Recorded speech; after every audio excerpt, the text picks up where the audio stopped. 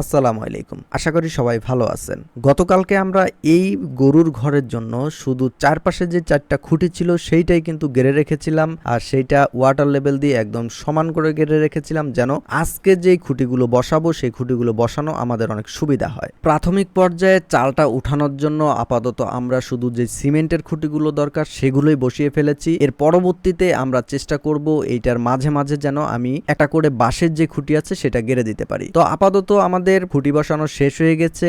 এখন আমাদেরকে যেটা বসাইতে হবে সেটা হলো এই ঘরের পাইরটা বসানোর পরবর্তীতে কিন্তু আমাদের এই বাদবাকি যে কাজগুলো আছে সেগুলো করতে হবে। এখন ঘরের পাইরটা যখন খুঁটির উপরে উঠাবো সেই খুঁটিতে উঠানোর আগে এইটাতে যে ডাব বসবে সেই ডাবের স্টেপ বাই স্টেপ যেই কটা ডাব যেখানে যেই কটা বসবে সেখানে দাগ দিয়ে নেওয়া হচ্ছে। নিচ থেকে দাগ দেওয়ার মূল কারণ হচ্ছে উপরে এইটা সেট করার পরে দাগ দেওয়া একটু কষ্টের ব্যাপার হয়ে যায়, যার কারণে নিচ থেকে একদম দাগ দিয়ে তারপরে এটা উপরে উঠানো হচ্ছে ডাব লাগানোর সুবিধার কারণে। পাইরটা যখন সেট করা হয়ে গেছে এখনকার কাজ হচ্ছে এই পাইরের মধ্যে যে ডাবগুলো থাকবে সেই ডাবগুলো রেডি করার। এই ডাবের যে বাঁশটা এই বাঁশগুলো কিন্তু আমরা আগে থেকেই কেটে এনেছিলাম। এরপরে ডাবের যে মাপ হবে সেই মাপ অনুযায়ী খন্ড খন্ড করে কেটে আনার পরে এই ডাবের দুই পাশে এই খ্যাসটা কাটা হচ্ছে। এই খ্যাসের মধ্যেই এই পাইর থাকবে সেই পাইরটা বসিয়ে দেওয়া হবে। পাইরটা বসিয়ে দেওয়ার পরে সেখানে যদি তার কাটার পিন যেটা আছে সেটা মেরে দেওয়া যায় তাহলে এটা লড়বে না। ঘরের এই যে টানা বা ডাব আপনি যেইটাই বলেন না কেন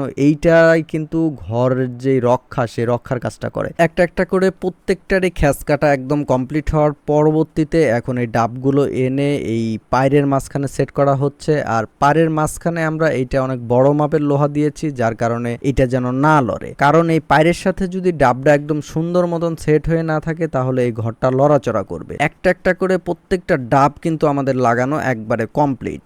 এবার কিন্তু আমাদের মূল যে কাজটা সেইটা করার পালা। তার কারণ এখন আমাদেরকে চালের যে ফ্রেমটা আছে সেইটা রেডি করতে হবে। আর ফ্রেমগুলো রেডি করার জন্য কিন্তু এই টিনের মাপটা অনেক জরুরি, কারণ আমি কয় ফুটি টিন দিয়ে ঘর দিচ্ছি বা আমার ঘরের হাইট হবে কতটুকু এই সব কিছু বিবেচনা করেই কিন্তু এই ফ্রেমটা আমাদেরকে রেডি করতে হবে। আর ফ্রেমটা রেডি করার মূল যে প্রথম কাজ হলো আমাদেরকে এই প্রথম এক সাইডে এই দুইটা যে রোয়া বলে এই রোয়াটাকে সেট করতে হবে উপরের যে টানা তীর আছে সেই তীরের সাথে, এবং অপোজিট সাইডে যে দুইটা আছে সেই দুইটা ওইভাবে দাঁড় করাইতে হবে। এর পরবর্তীতে কিন্তু আমাদেরকে একটা একটা করে এক সাইড থেকে এই রুয়াগুলো সেট করে নিতে হবে। এই প্রত্যেকটা কাজ কিন্তু অনেক নিখুঁত এবং সুন্দরভাবে করতে হবে, তার কারণ এই কাজগুলো যদি এক সুত পরিমাণে 19-20 হয় বা এটা সেট করা যদি একটু সমস্যা হয় তাহলে কিন্তু আমাদের টিনগুলো বসাইতে খুবই প্রবলেম হবে। কাজের মধ্যে দেখেন এই কাজটুকু করার সাথে সাথে এত পরিমাণে বৃষ্টি আসে, বৃষ্টি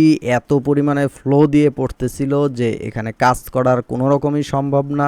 এই রকম বৃষ্টি হইলে এখানে আজকে কাজ করাও কিন্তু খুবই কষ্টকর হয়ে যাবে। যাই হোক, প্রায় 1 ঘন্টার কাছাকাছি মুষলধারে বৃষ্টি পড়ে যখন বৃষ্টি শেষ হইলো পরবর্তীতে আমরা আবারও কাজে লেগে গেলাম, কিন্তু সেই কাজ করতে কিন্তু খুবই সমস্যা হচ্ছিল। তার কারণ পায়ের নিচে একদম কাদা দিয়ে যা তা অবস্থা। একটা একটা করে প্রত্যেকটা রুয়া যেটা সেটা কিন্তু আমাদের টানা তীর এবং যেই পাইর আছে সেটার সাথে একদম লাগানো কমপ্লিট। এখন আমাদেরকে টিনের যেই স্ক্রু বা পেরেক মারতে হবে সেইটার জন্য কিন্তু আমাদের বাটাম বসাইতে হবে। আমরা এক এক সাইডে 3টা স্টেপ করে বাটাম দিব, প্রথমে একদম নিচে, তারপরে মাঝখানে, তারপরে একদম উপরে। টিন বসানোর যে ফ্রেমটা সেটা কিন্তু একদম প্রস্তুত হয়ে গেছে।